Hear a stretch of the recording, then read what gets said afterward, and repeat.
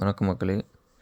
இப்போ நான் Sony Xperia எக்ஸியில் இருக்க ஐபிஎஸ் எல்சிடி ஸ்க்ரீனுக்கும் சாம்சங் கேலக்ஸி J7 6 அதில் இருக்கிற சூப்பர் AMOLED ஸ்க்ரீனுக்குள்ளும் உள்ள டிஃப்ரென்ஸ் சொல்ல போகிறேன்.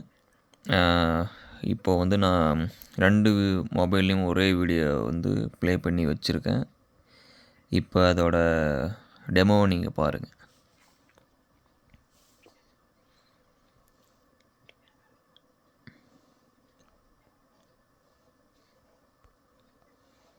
So first one IPS LCD, second one AMOLED. Sony எக்ஸ்பீரியாவில் எல்சிடி இருந்தாலும் அதில் 2 டெக்னாலஜி அவங்க யூஸ் பண்ணியிருக்காங்க. ஃபர்ஸ்ட் டெக்னாலஜி பார்த்தீங்கன்னா அது ட்ரில்மஸ் டிஸ்பிளே. ட்ரில்மஸ் டிஸ்பிளே மீன்ஸ் அது கலர்ஸை ரொம்ப பூஸ்ட் பண்ணி கொடுக்கும். Second one X reality engine. X reality engine பொறுத்த வரைக்கும் அது லோ குவாலிட்டி வீடியோஸை கொஞ்சம் அப்ஸ்கேல் பண்ணி நம்மளுக்கு கொஞ்சம் ஹை குவாலிட்டியை காமிக்கும். அவங்களோட மூணாவது ஒரு ஆப்ஷன் இருக்குது, டைனமிக் கான்ட்ராக்ட்ஸ் என்ஹான்சர். அது எங்கேயும் செட்டிங்ஸில் ஆன் ஆஃப் பண்ணுற மாதிரி எங்கேயும் அதை பற்றி மென்ஷன் பண்ணல. பட் இருந்தாலையும் அது இன்பில்டாகவே டிஃபால்ட்டாகவே அந்த ஆப்ஷன் ஒர்க் ஆகுது. Second one Samsung Galaxy J7 6 பார்த்தீங்கன்னா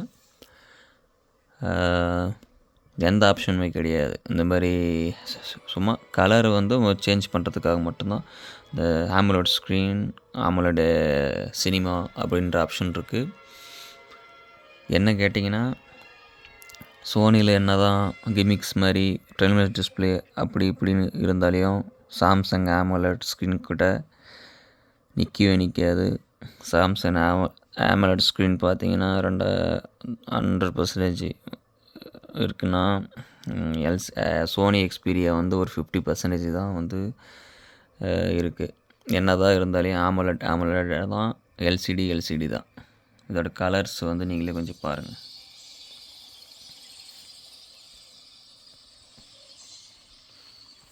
ரெண்டுமே 2016 ரிலீஸ் ஆன மொபைல் தான். அதில் இருக்கிற எல்சிடிக்கும் சோனி இதுதான் first one LCD, second one AMOLED. நீங்களே சொல்லுங்கள் எப்படி இருக்குன்ட்டு. நான் லைட் ஆன் பண்ணி கூட காமிக்கிறேன் உங்களுக்கு.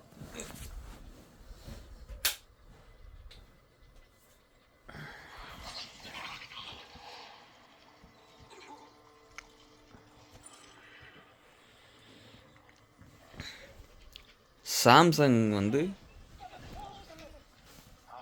ஏன் இந்த அளவுக்கு AMOLED யூஸ் பண்ணி இந்த அளவுக்கு மார்க்கெட் லீடராக இருக்காங்க AMOLEDக்கு அப்படின்னு பார்த்தீங்கன்னா, கோடெக்ன்ற கம்பெனி உங்களுக்கு தெரியும். அது 1980 90களில் பார்த்தீங்கன்னா அவங்க தான் ஒரு 4 பேர் சேர்ந்து AMOLED இன்வென்ட் பண்ணுறாங்க.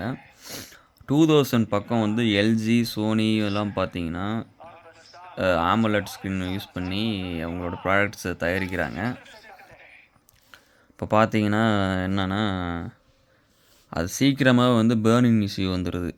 சும்மா ஒரு 1 இயர்லேயே பேர்னிங் இஷ்யூ வரதுனால அவங்க என்ன பின் வாங்கிடுறாங்க. சோனி, எல்ஜி, மற்ற கம்பெனிலாம் இது ஃப்யூச்சர் கிடையாது, இது சீக்கிரமாக போயிடுதுன்ட்டு.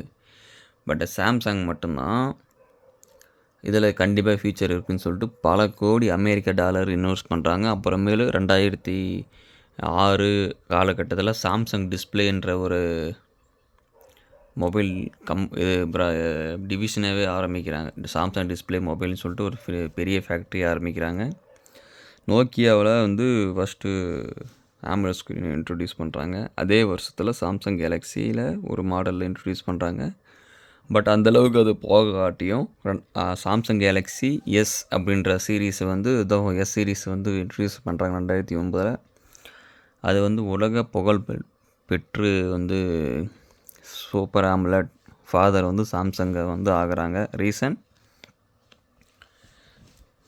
பார்த்தீங்கன்னா அதுக்கு டச்சுக்கும் டிஸ்பிளேவுக்கும் சென்டரில் எந்த கேப்புமே இல்லாமல் ரொம்ப தின்னாகவும் ப்ளஸ் சன்ஸ்க்ரீன் வெளி டே லைட்டில் யூஸ் பண்ணும்போது ரிஃப்ளெக்ட் ஆகாமவும் இருக்குது.